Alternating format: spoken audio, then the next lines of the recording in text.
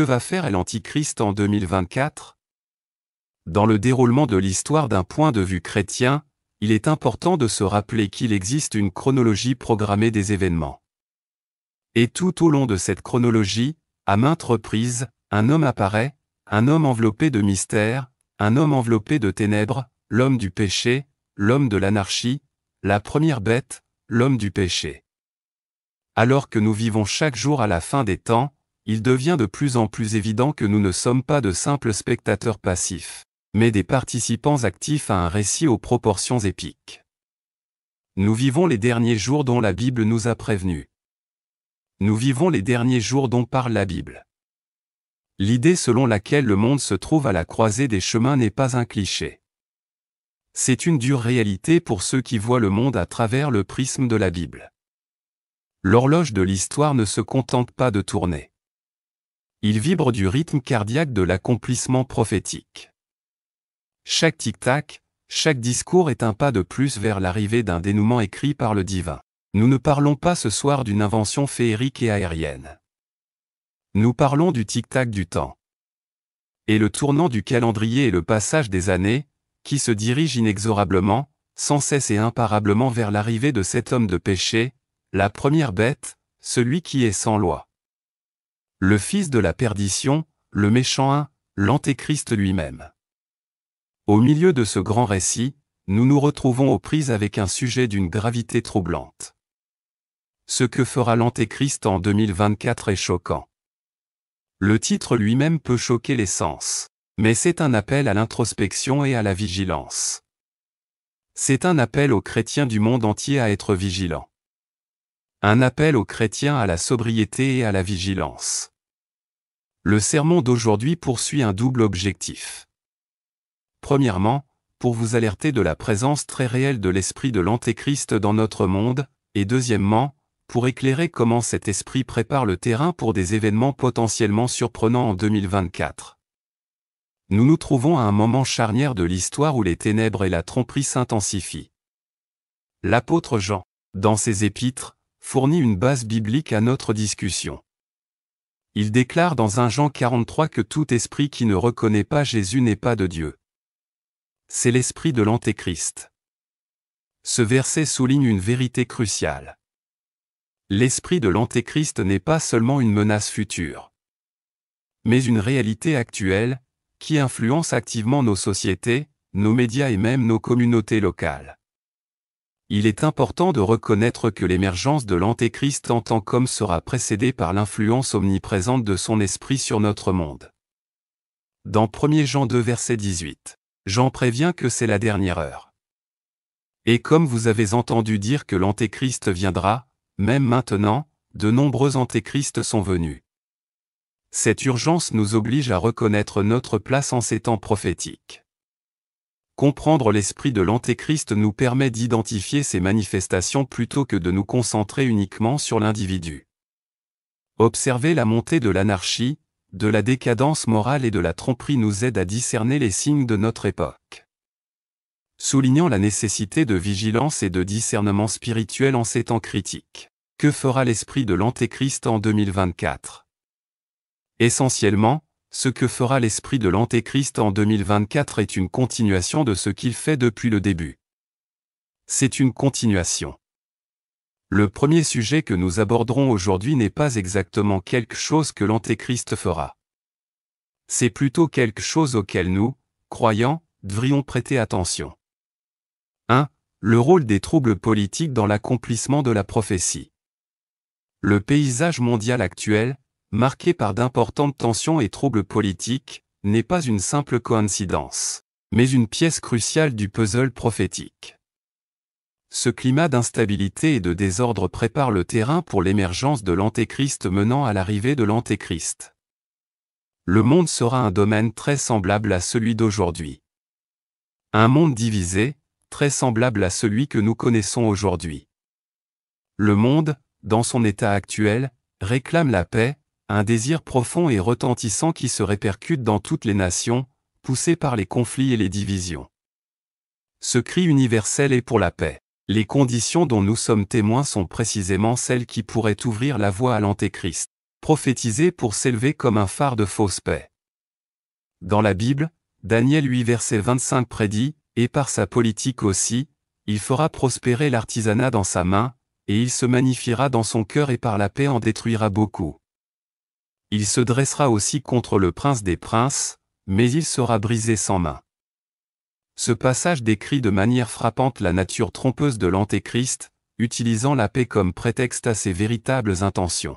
Un autre verset biblique qui soutient l'affirmation selon laquelle l'Antéchrist arrivera sous la forme d'une figure apparaissant initialement comme un porteur de paix se trouve dans 1 Thessaloniciens 5. Car quand ils diront paix et sécurité, alors une ruine soudaine les surprendra, comme l'accouchement d'une femme enceinte, et ils n'échapperont pas. Dans 1 Thessaloniciens 5, Paul approfondit le concept du jour du Seigneur, un terme qui signifie bibliquement le moment où Dieu exécutera son jugement sur un monde incrédule. Cet événement charnière fait suite à l'enlèvement. Un moment décrit dans 1 Thessaloniciens 4 versets 15 à 17, où tous les chrétiens sont repris corporellement par Christ, laissant la terre derrière eux. Le début du jour du Seigneur sera inattendu pour ceux qui ne croient pas. Ils percevront le monde comme étant dans un état de paix et de sécurité, mais cette tranquillité sera brusquement brisée. Semblable à la façon dont les douleurs de l'accouchement voient soudainement une femme enceinte pendant les premiers stades de la tribulation. Une période d'épreuve et de tribulation qui suit l'enlèvement. Les incroyants seront bercés par un sentiment trompeur de paix et de sécurité. Toutefois, cette période de calme s'avéra éphémère et trompeuse. Dans Daniel 9 verset 27, l'Écriture parle d'un traité de paix indiquant un accord qui sera forgé par l'Antéchrist. Et puis brisé au milieu de la période de tribulation. Cela correspond au récit biblique selon lequel Israël connaîtra un sentiment de sécurité et de paix au début du jour du Seigneur. Cependant, cette période de tranquillité sera perturbée à mesure que les événements de la tribulation se dérouleront, révélant le caractère temporaire et trompeur de cet accord de paix. L'ascension de l'Antéchrist au pouvoir sera marquée par son portrait d'homme de paix. Un leader charismatique émergeant du chaos des troubles mondiaux. Il proposera des solutions aux innombrables problèmes du monde, séduisant beaucoup avec des promesses de stabilité et d'harmonie. Quelle est la seule chose que le monde réclame en ce moment? C'est la paix. Je ne dis pas un seul instant que l'Antéchrist viendra en 2024. La vérité est que je ne sais pas quand il viendra. Cependant, mon propos est simple. Pour vous inciter à examiner les besoins désespérés du monde et ses appels à la paix, ainsi que la description biblique de la façon dont l'Antéchrist se lèvera en tant qu'homme de paix. Et je me demande parfois comment l'Antéchrist pourra unir le monde dans la paix et unir le monde en l'acceptant seul comme son leader. Le fait que le monde s'unisse sous la direction de cet homme unique devrait vous montrer plusieurs choses. L'un d'entre eux est le niveau de tromperie et la puissance même de la tromperie de l'Antéchrist. Quand dans l'histoire toute l'humanité a-t-elle écouté et obéi au règne d'un seul homme? Quand dans l'histoire le monde s'est-il réuni en paix sous le règne d'un seul homme? Quand dans l'histoire le monde a-t-il considéré un homme comme Dieu? Dans l'histoire, les gens ont mis de côté leurs idéologies politiques et sociales pour suivre un seul homme. À quelle époque dans l'histoire l'humanité entière a-t-elle mis de côté ses croyances religieuses pour adorer un seul homme? À quelle époque dans l'histoire le monde entier a-t-il été obligé de porter une marque ou un symbole comme moyen d'allégeance à un seul dirigeant?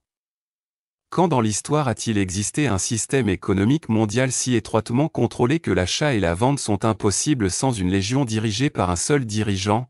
Quand dans l'histoire un dirigeant a-t-il été capable d'accomplir des signes miraculeux et des prodiges à une telle échelle qu'il trompe les nations? Dans l'histoire, une seule personnalité politique a-t-elle réussi à négocier la paix au Moyen-Orient, notamment entre Israël et ses voisins? Dans l'histoire, un leader s'est-il élevé avec un tel charisme et une telle autorité que son règne est accepté au-delà de frontières culturelles diverses et souvent conflictuelles? La Bible nous dit quand dans l'histoire cela se produit, et c'est dans Apocalypse chapitre 13. Nous sous-estimons grossièrement la pure et pure tromperie surnaturelle qui se produira lors de la montée de l'Antéchrist. Ce ne sera pas un accomplissement naturel, mais nous savons qu'il n'y parviendra pas naturellement, car nous savons que son pouvoir lui est donné par le dragon et qu'il est dynamisé par les portes mêmes de l'enfer lui-même. Comme prophétisé dans 1 Thessaloniciens 5 verset 3, car quand ils disent paix et sécurité, alors une destruction soudaine les survient comme les douleurs de l'accouchement sur une femme enceinte et ils n'échapperont pas. La fausse sécurité offerte par l'Antéchrist mènera finalement à une plus grande destruction. Car son règne sera caractérisé par l'oppression et la tromperie. Le deuxième élément auquel vous devez faire attention, ce sont les yeux de la bête. Maintenant, quand j'évoque les yeux de la bête, je fais référence à la surveillance et au contrôle mondiaux de l'Antéchrist. Les progrès rapides de la technologie, en particulier dans des domaines tels que l'intelligence artificielle, l'IA, la reconnaissance faciale et les systèmes de suivi mondiaux, remodèlent profondément le monde. Si ces technologies promettent innovation et efficacité, elles présentent également des outils potentiels de contrôle et de surveillance qui pourraient être utilisés dans la poursuite de la domination de l'Antéchrist. Jamais dans l'histoire de l'humanité, il n'a été aussi facile que l'introduction et la mise en œuvre de la marque de la bête, l'intelligence artificielle, se soit transformée d'une activité scientifique de niche en une pierre angulaire de la société moderne. Les systèmes d'IA peuvent traiter et analyser des données à une échelle sans précédent, ce qui les rend inestimables dans tous les domaines, des prévisions économiques aux soins de santé. Cependant, la même puissance qui permet à l'IA de détecter des maladies ou d'optimiser la circulation peut être utilisée pour surveiller le comportement individuel et prédire les choix. Dans le contexte du règne de l'Antéchrist, l'IA pourrait servir d'œil omniscient, observant et interprétant les actions de milliards de personnes. La technologie de reconnaissance faciale illustre l'épée à double tranchant du progrès technologique. D'une part, il offre une sécurité et une commodité améliorées, permettant une vérification transparente de l'identité sans jeton physique ni mot de passe. D'un autre côté, lorsqu'il est utilisé dans le cadre de la surveillance publique, il permet de suivre des individus. Et cela peut vous choquer, mais les caméras peuvent désormais identifier les individus à partir de leurs habitudes de marche. Un processus connu sous le nom de reconnaissance de porte. La reconnaissance de portail est un type d'identification biométrique qui analyse la façon unique de marcher d'un individu. Cette technologie utilise des algorithmes avancés et des images de caméra pour détecter et analyser des schémas de mouvement, des formes corporelles et des styles de marche spécifiques. Parce que le portail de chaque personne est distinctif, il peut servir d'identifiant fiable, un peu comme les empreintes digitales ou la reconnaissance faciale. La reconnaissance de portail est particulièrement utile en matière de surveillance et de sécurité car elle permet d'identifier des individus à distance. Et même dans les séquences vidéo de mauvaise qualité, où d'autres données biométriques telles que les traits du visage peuvent ne pas être claires. Cette technologie est de plus en plus utilisée dans divers systèmes de sécurité à des fins de surveillance et d'identification. En 2024, recherchez l'infrastructure de la technologie qui pourrait être utilisée par l'Antéchrist au profit de son système. Troisièmement et enfin, un point critique à discuter est la normalisation du péché et la rébellion contre l'ordre divin. Cet aspect fait partie intégrante de la compréhension de la manière dont l'esprit de l'Antéchrist opère et prépare le monde à sa tromperie ultime et à son éloignement des vérités divines. À l'approche de 2024, nous assistons à un changement sociétal profondément préoccupant. Les comportements et attitudes autrefois considérés comme pécheurs ou moralement douteux sont de plus en plus normalisés. Ce changement de paradigme n'est pas seulement une évolution sociale. Il s'agit essentiellement d'une manœuvre stratégique de l'esprit de l'Antéchrist visant à éroder les fondements des principes divins et des enseignements bibliques. La normalisation du péché se manifeste sous diverses formes, depuis les médias que nous consommons jusqu'aux lois et politiques adoptées. Le divertissement glorifie souvent des modes de vie et des choix qui contredisent directement les enseignements bibliques, influençant subtilement l'opinion publique et désensibilisant les téléspectateurs au péché. Les lois et les normes sociétales s'éloignent de plus en plus des valeurs bibliques, promouvant et même célébrant des actions que les Écritures condamnent explicitement.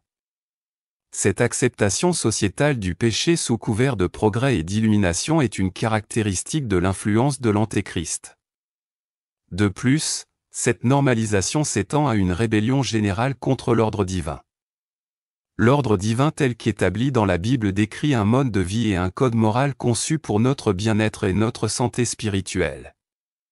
Cependant, Sous couvert de liberté et de droits personnels, on constate une tendance croissante à rejeter cet ordre divin. Cette démarche stratégique visant à normaliser le péché et la rébellion ne consiste pas seulement à changer les normes sociétales. Il s'agit de changer les cœurs et les esprits. Il s'agit d'éloigner l'humanité de sa dépendance à Dieu et à sa parole, à une confiance dans la sagesse et les désirs humains. En effaçant la distinction entre le bien et le mal, l'Antéchrist ouvre la voie à une plus grande tromperie. Lorsque le péché n'est plus reconnu comme tel, le monde devient mûr pour les fausses promesses et solutions de l'Antéchrist. Dans le contexte de 2024, comme le prédit et l'interprète l'eschatologie biblique, cette normalisation pourrait atteindre de nouveaux sommets. L'influence de l'Antéchrist pourrait s'intensifier, conduisant à un monde où les vérités bibliques ne seraient pas simplement ignorées, mais activement combattues. Le sermon devrait donc appeler à la vigilance et à un réengagement envers les vérités bibliques. Il devrait inciter les croyants à rester fermes dans leur foi, à discerner les temps et à résister à la vague subtile mais puissante de normalisation qui cherche à nous éloigner du chemin de Dieu. En conclusion, la normalisation du péché et la rébellion contre l'ordre divin sont un signe significatif de l'œuvre de l'Antéchrist visant à préparer le monde à son rôle prophétisé dans les événements de la fin des temps. Reconnaître et aborder cette tendance est crucial pour les croyants alors qu'ils cherchent à traverser ces temps difficiles, tout en maintenant leur foi et leur témoignage dans un monde qui s'éloigne de plus en plus des principes de la Bible. Soyez bénis.